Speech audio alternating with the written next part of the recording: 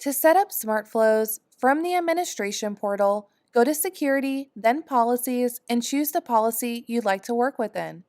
If enabled, you will see Login Flows as the first option.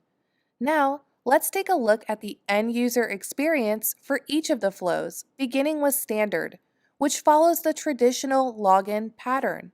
First, entering the username, then the password, finally entering the secondary form of authentication you have enabled, which in this case is OneLogin Protect, and then you are granted access to the portal.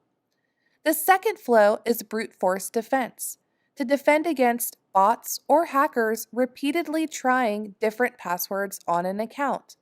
This flow is to enter the username first, then the authentication verification, ending with the password to gain access to the portal. The final flow is passwordless flow, where a user can enter their username and then be prompted for authentication.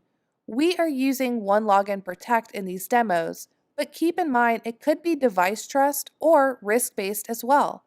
Then, without needing a password, the user is granted access to the portal.